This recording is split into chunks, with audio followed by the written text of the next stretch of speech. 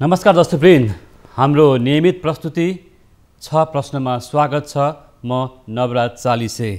दर्शकवृन्द, आजको 6 प्रश्नमा यतिखेर कोभिडको महामारी बढ्दै गर्दा जनस्वास्थ्यका समस्याहरू जटिल बन्दैछन्। जनस्वास्थ्यका समस्या सँगसँगै खानेकुरा खाद्यान्नको जोहो गर्नुपर्ने पनि अवस्था आएको छ।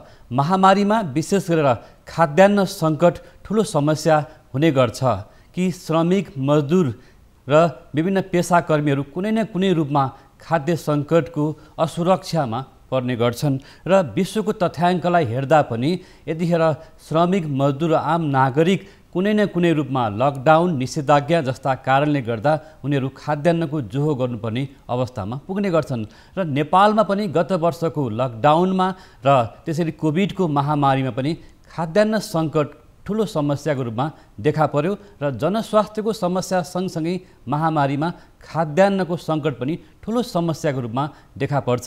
बिरामी हुँदा औषधि खाइन्छ, पानी खाइन्छ र खाद्यान्न पनि चाहिन्छ नि, खानेकुरा चाहिन्छ। त्यसकारण खानेकुराको जोहो गर्नु राज्यको पनि दायित्व। हामी नागरिकले पनि कुनै न कुनै रूपमा बाँच्नको लागि खानेकुरा जोहो गर्नै पर्छ। तर खाद्यान्न आपूर्ति कसरी गर्ने त?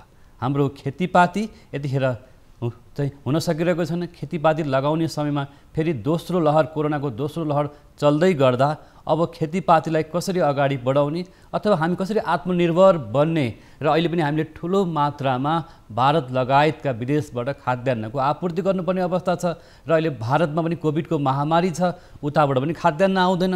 हाम्रो पनि खाद्यान्न उत्पादन निकै कम छ भने कसरी हामी वैकल्पिक कृषि अथवा अन्य उत्पादनहरूलाई अगाडि बढाउने भन्ने विषय यतिखेर कृषि विज्ञहरूले, कृषि अनुसन्धानकर्ताहरूले यो विषयलाई उठाइरहेको अवस्था छ। आज हामी घर परिवारमा पनि यतिखेर खानेकुरोको जोहो गर्नुपर्ने र सरकारले पनि खानेकुरो खाद्यान्नको जोहो गर्दैछ। खाद्यान्न आपूर्ति चाहिँ सहज रूपमा हुन्छ भनेको छ, तैपनि हामीले खाद्यान्नको चाहिँ जोहो कसरी गर्ने, खेतीपाती कसरी गर्ने भन्ने कुरा पनि आम नागरिकलाई एउटा चिन्ता पनि हुनसक्छ, चासो पनि हुनसक्छ भनेर आजको 6 प्रश्न हामीले र कोभिडको महामारीसँगै खाद्य सुरक्षालाई कसरी प्रबन्ध गर्ने भन्ने विषयमा पनि हामी कुरा गर्न गइरहेका छौँ। र नेपालको तथ्याङ्कलाई हेर्ने हो भने 40% जनता कुनै न कुनै रूपमा खाद्य सुरक्षाको चपेटामा पर्ने गरेका छन्। 20 देखि 25% जनसङ्ख्या पेटभरि खानालाई पनि निकै धौधौ पर्ने अवस्था छ। यतिखेर सरकारले कोभिडको बेलामा कसरी खाद्यान्नको आपूर्ति गर्छ भन्ने जस्ता विषयहरूमा पनि आज हामी कुराकानी गर्नेछौँ। हामीसँग कृषि विज्ञ, कृषि क्षेत्रका अनुसन्धानकर्ता डाक्टर कृष्ण प्रसाद पौडेल अहिले हामीसँग जोडिनु भएको छ। डाक्टर साहब, यहाँलाई स्वागत छ। हजुर, यहाँलाई धन्यवाद। आरामै हुनुहुन्छ? हजुर, एकदम आराम छु। यहाँले विशेष गरेर आफ्ना लेख अनुसन्धानमा र विभिन्न चाहिँ भनौँ न सभा सम्मेलन चिन्ता गरिरहने विषय खाद्य सुरक्षा, खाद्यान्न कसरी जोहो गर्ने भन्ने नै हो, खेतीपातीलाई कसरी चाहिँ प्रबन्ध गर्ने भन्ने नै हो र यतिखेर कोभिडको महामारीसँगै जनस्वास्थ्यको समस्यासँगै खाद्यान्नको पनि व्यवस्था गर्नुपर्ने छ। डाक्टर साहब, आज हामी यस्तै विषयमा कुराकानी गरौँ जुन कुराले हाम्रो दर्शक महानुभावहरूलाई र राज्यका चाहिँ सम्बन्धित निकायको पनि ध्यान जाओस् भन्ने हाम्रो आज उद्देश्य रहेको छ। यस कारणले पनि खाद्यान्नकै बारेमा कुरा गरौँ डाक्टर साहब आज। हजुर, भन्नुहोस्। अब खाद्यान्नको एउटा हाम्रो घर परिवारमा यतिखेर सङ्कट छ। यो सङ्कटमा खाद्यान्नको जोहो गर्नुपर्ने अवस्था छ नि, कसरी खाद्यान्नको जोहो गर्ने, सरकारले कसरी गर्ने भन्ने के लाग्छ डाक्टर साहब? यहाँ लामो समयदेखि यही विषयमा अनुसन्धानकर्ता हुनुहुन्छ, संलग्न हुनुहुन्छ डाक्टर साहब। अब म थोरै पृष्ठभूमिबाट कुरा गरौँ जस्तो लाग्यो।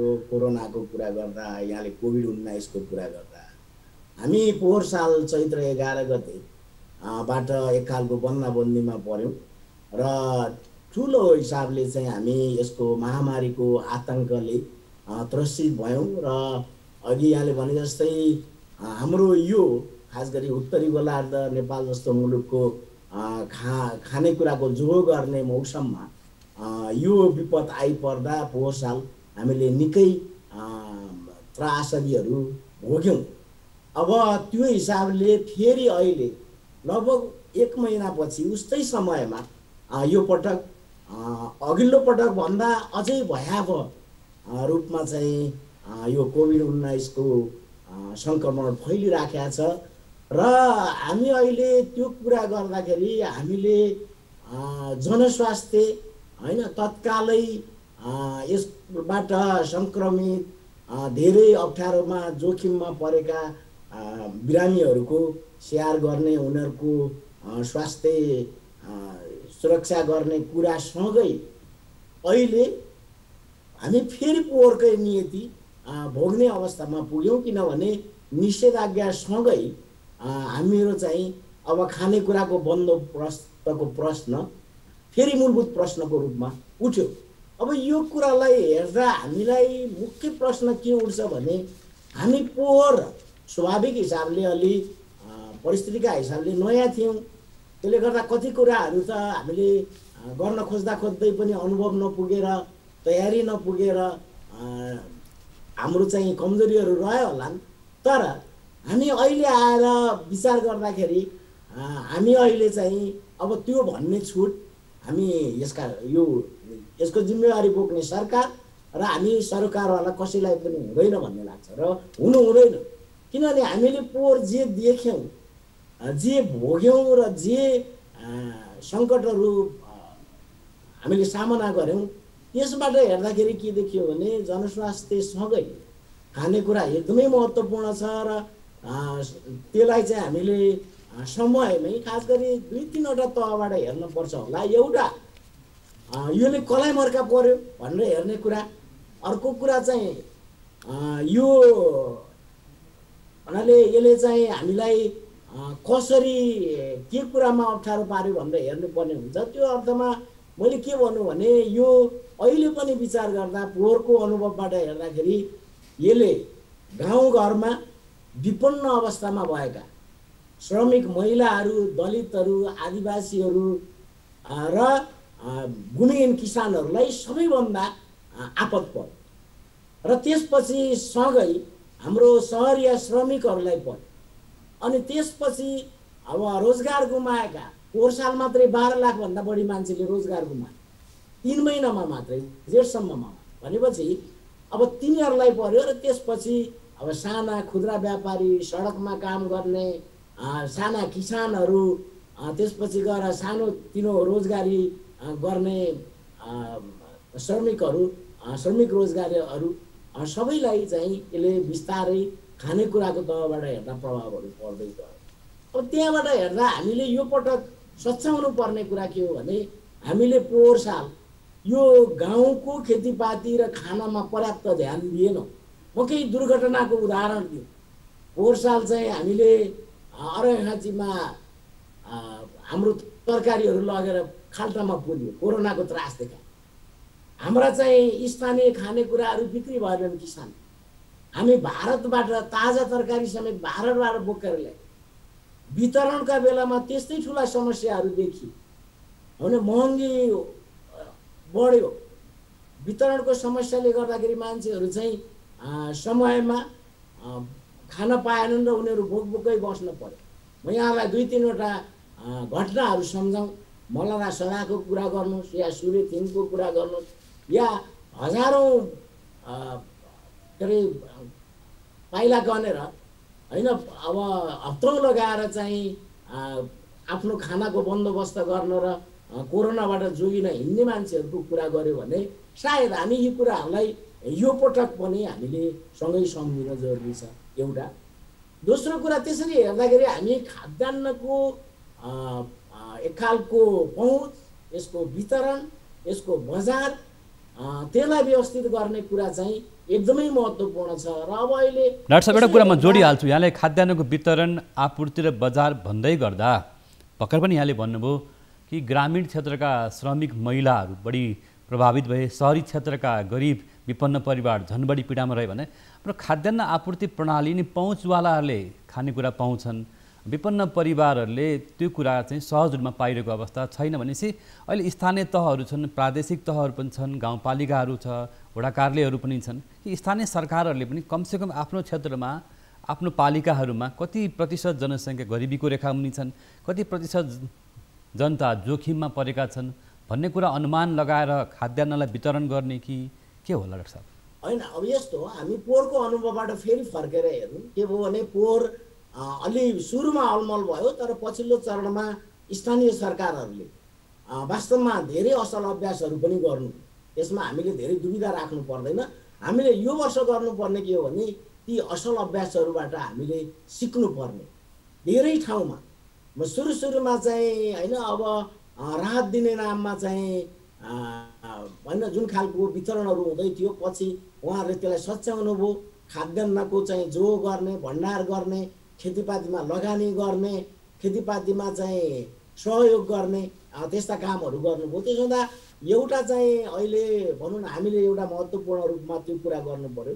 अब हामी कतिपय अर्थमा चाहिँ यसका अरू थुप्रै असुरक्षाका कारणले सबैले गर्न पनि सक्दैन र बन्दाबन्दी भएपछि चाहिँ हामीले ख्याल गर्नुपर्ने कुरा के हो भने ढुवानीमा खास गरी वितरणको ठाउँबाट भन्दा ढुवानीमा चाहिँ हाम्रा सरकारका निकायहरूले सरकारी गाडीहरूले सहुलियतमा चाहिँ यो खाद्यान्न आपूर्ति गर्ने निकायहरूलाई गाडीहरू उपलब्ध गराउने चाहिँ विचारहरू गर्नुपर्छ। त्यस्तै हामी स्थानीय बजार हाटहरू पोहोरबाट सिकेका छौँ। त्यसले गर्दाखेरि तिनलाई चाहिँ अहिले सुरुदेखि नै त्यसलाई व्यवस्थित गर्ने स्थानीय तहमा चाहिँ हाम्रो भनौँ न तत्कालै उत्पादन हुन सक्ने खेतीपातीहरूलाई लगाउन उत्साहित गर्ने त्यसका लागि चाहिँ आवश्यक पर्ने श्रमिकहरूलाई आवश्यक पर्ने खानेकुराको जो गर्ने व्यवस्था गर्ने कतिपय अर्थमा श्रमिकहरू चाहिँ लाई वा अरू सडकमा भएका मान्छेहरूलाई चाहिँ भण्डाराहरू चलाउनु। डाक्टर साहब यहाँले भन्दै गर्दा श्रमिकहरू भन्दै गर्दाखेरि गत वर्ष हामीले रिपोर्टिङ पनि गऱ्यौँ कि धेरै श्रमिकहरू भोकभोकै सडकमा बस्नु परेको रातभरि खान नपाइकन सुत्नु परेको र त्यस्ता श्रमिक परिवारहरूको निकै ठुलो बिचल्ली भएको देखियो। यहाँसँग विदेशको पनि अनुभव छ कि स्थानीय सरकारहरू हरेक सरकारहरू केन्द्र सरकारले कमसेकम न्यूनतम खाद्यान्न आपूर्ति गर्नुपर्ने र त्यस्तो जोखिममा परेका परिवारलाई चाहिँ पहिचान गर्नुपर्ने होइन र? होइन, त्यसमा त कुनै विवादै भएन। किनभने हामीले के भने अहिलेको खालि कोरोना कोभिड वा चाहिँ बन्दाबन्दीबाट मात्रै होइन, हामी अरू सामान्य स्थितिमा पनि खाद्यमा परनिर्भर छौँ, असुरक्षित छौँ होइन। अब त्यो हिसाबले हेर्नुभयो भनेदेखि अहिले पनि हाम्रो हजुर डाक्टर साहबले फेरि पनि यहाँलाई भने कि हामीलाई फेरि मैले यहाँलाई एउटा चाहिँ स्मरण गराउन चाहेँ। गत वर्ष हामीले के सिक्यौँ त कि सडकमा मानिसहरू भोकभोकै बसे, खान पाएनन्, बिचल्ली भए। एउटा घरमुली एउटा परिवारको एउटा व्यक्ति चाहिँ भनौँ सिकिस्त हुँदा, बिरामी हुँदा, असक्षम हुँदाखेरि परिवार त भोकभोकै बस्नु पर्यो नि। राज्यलाई त्यसको जानकारी छ नि। कुरा भन्दैछु, पोहोर मात्रै हामीले 12 लाख भन्दा बढीले 3 महिनामै रोजगारी गुमाए। यो साल पनि त्यो सुरु भइसक्यो। किनभने हामी काठमाडौँबाट सरकारले निषेधाज्ञा 2 दिनपछि हुन्छ भन्दा बित्तिकै हामीले काठमाडौँ छोड्नेको लहरको उहाँ भारतमा चाहिँ यो अहिले महामारी व्यापक भएपछि होइन भारतबाट नेपाल फर्किनेहरूको लहरको हाम्रो पोहोरको भन्दा छुट्टै केही छैन। त्यसले गर्दाखेरि मैले अहिले पनि के दोहोऱ्याउँछु भनेदेखि चाहिँ ठिक छ, अब केही अहिले महामारी जुन हदमा बढेको छ त्यसले गर्दाखेरि जनस्वास्थ्य स्वाभाविक रूपमा प्राथमिकताको कुरा छ। त्यसमा आवश्यक चाहिने भेन्टिलेटरको कुरा होला, अक्सिजनको कुरा होला, बेडको कुरा होला होइन। अब त्यो सबै तहमा उपलब्ध गराउने कुरा, सुरक्षित गराउने कुरा होला। तर फेरि पनि के भने हाम्रो स्वास्थ्यको प्रश्न चाहिँ खानेकुरासँगै जोडिने प्रश्न पनि हो। किनभने हामी अस्वस्थ भयौँ र हामीलाई सेवा चाहियो भनिरहँदा खानेकुरा पनि त सँगै चाहिन्छ भन्ने कुरा पनि निश्चित रूपमा हामीले बिरामी हुँदा औषधि पानी सँगसँगै खाना पनि खानु पर्यो, भात पनि खानु पर्यो, अथवा दाल भात पनि खानु पर्यो भन्ने कुरा एउटा कुरा रहेको छ। म यहाँसँग आउँछु, हामीसँगै रहनुहोला। हामी आज नियमित प्रस्तुति 6 प्रश्नमा कोभिडको महामारीसँगै खाद्य सुरक्षा जुन खाद्यान्न सङ्कट चाहिँ निम्तन सक्छ भन्ने विषयमा चिन्ता र चासो गरिरहेका छौँ। दर्शकवृन्द, पालो भएको छ ब्रेकको।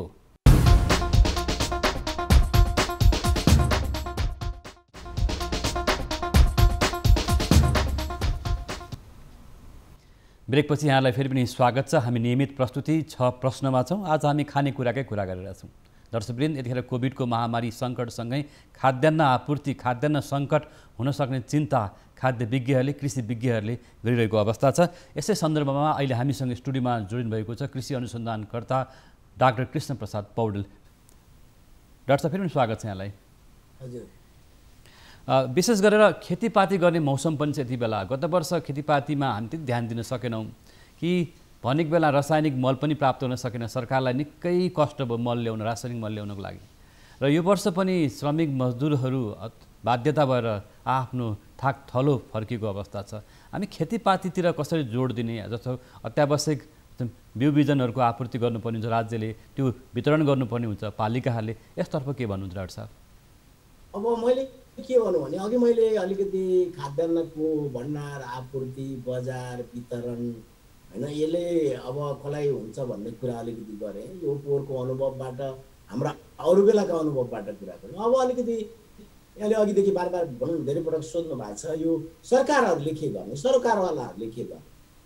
वास्तवमा यो कुनै कोभिड-19 का कारणले मात्रै होइन, समग्र मात्रामा नेपालको कृषिलाई उन्नत बनाउने दृष्टिकोणहरूमै समस्या छ।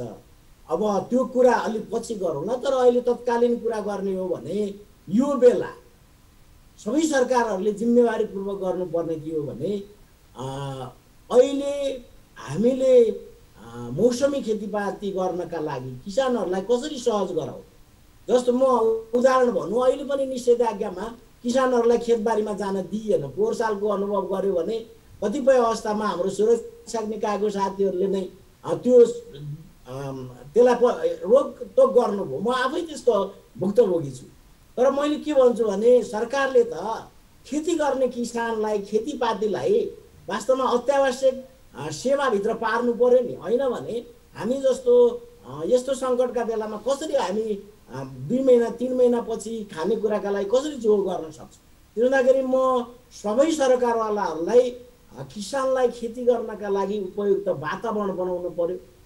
त्यसका लागि सरकार र यसका सरकारहरूले चाहिँ किसानका लागि आवश्यक बिउ अरू सामग्रीहरू, त्यसका लागि आवश्यक पर्ने चाहिँ स्रोतहरू, नगदहरू, जिन्सीहरू त्यसको बन्दोबस्त गर्नु पर्यो। र सँगै अलिकति दीर्घकालीन हिसाबले कुरा गर्यो भने पनि हाम्रा बाँझा जमिनहरूलाई खेतीपाती गर्ने, बाहिरबाट फर्केकाहरूको रोजगारीको कुरालाई पनि सम्बोधन गर्ने, त्यो सबै हिसाबले चाहिँ अल्पकालीनदेखि दीर्घकालीनसम्मका खेतीपातीका दृष्टिकोणहरू बनाउन आवश्यक छ। हामीले पोहोरबाट सिक्ने हो भने हामी सहरका वरिपरि बस्नेहरूले कसरी कौशीमा होइन हाम्रा चाहिँ खाली जग्गामा खेतीपाती अहिले सुरु गरिसकेका छन्। तपाईँ जानुहोस्, खाली जमिनमा चाहिँ किसानहरू होइन घर जान नसकेका यहाँ रहेका श्रमिकहरू, उनका परिवारहरू, किसानहरू खेती गर्न सुरु गरिरहेका छन्। उनीहरूले पोहोर सालको भोगाइबाट सिकिसकेका छन्।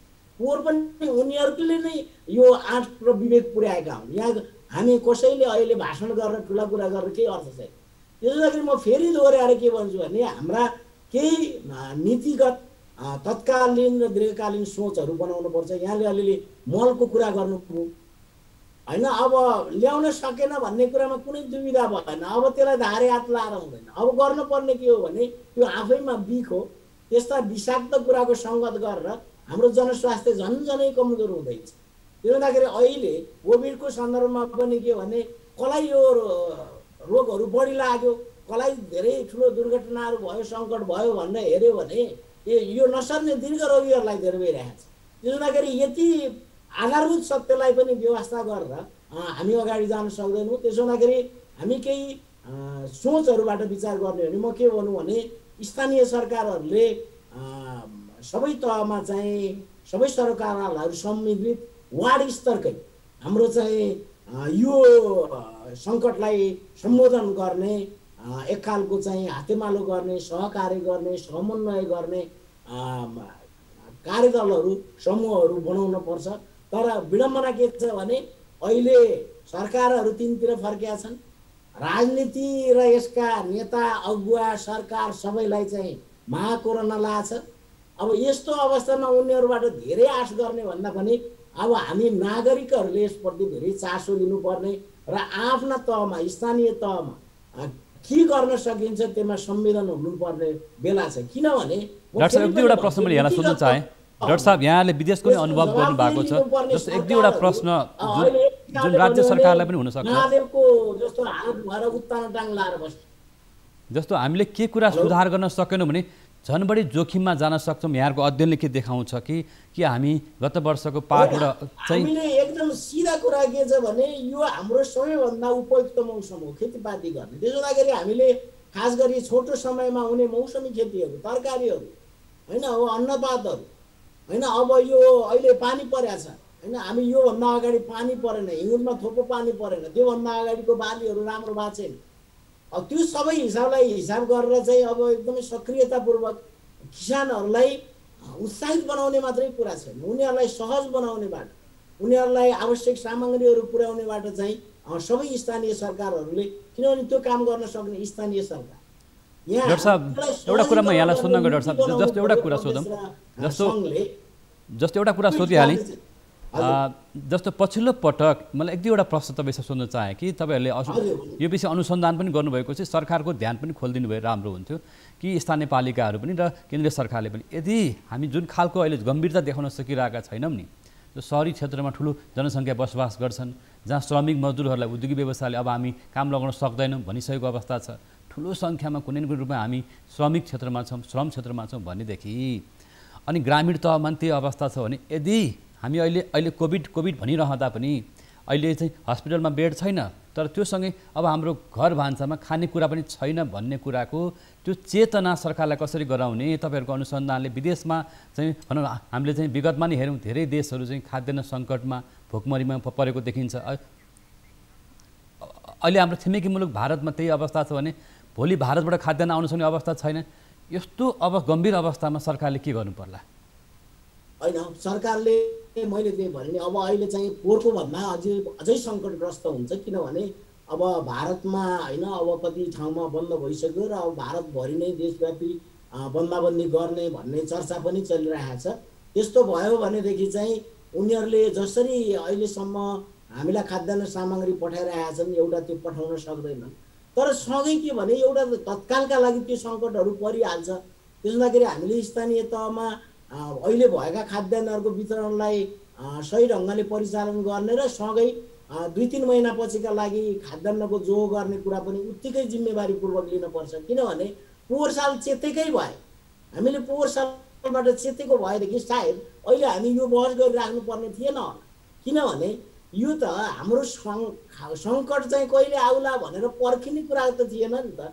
त्यसो अहिले यहाँले सोध्नुभयो नि, यो जनचेतनाको प्रयासहरू त हामी सबैले सबै तहमा गर्नुपर्छ। सबैलाई आफ्नो तहबाट हाम्रो विवेक फर्काउनुपर्छ कि हामी खाना बिना, हावा पानीपछि खाना बिना बाँच्न सक्दैनौँ भने त्यसको जो हो यो कुरा हाम्रो लागि आत्मनिर्भरताको कुरासँग, हाम्रो स्वाभिमानको कुरासँग, हाम्रो खाद्य सुरक्षा, खाद्य सम्प्रभुताको सबै कुरासँग महत्त्वपूर्ण रूपमा जोडिएको छ। त्यसो भए अहिले चाहिँ के बेला हो भन्ने लाग्छ भने अहिले हामीले यसका सिद्धान्तका कुरा गर्ने भन्दा हामी यहाँहरू जहाँ जहाँ छौँ, जो छौँ, हामी सबैले चाहिँ अब फर्केर जे बिउ सम्भव हुन्छ, जहाँ खाली सम्भव हुन्छ, आफूले आफ्ना वरिपरि अरू साथीभाइहरूलाई पनि उत्साहित गरेर आफ्ना तहमा चाहिँ यो श्रम गर्ने, शारीरिक श्रम गर्ने, खेतीमा लाग्ने र सबै तहमा चाहिँ विवेक फर्काउने कुरा गर्नु पर्यो। किनभने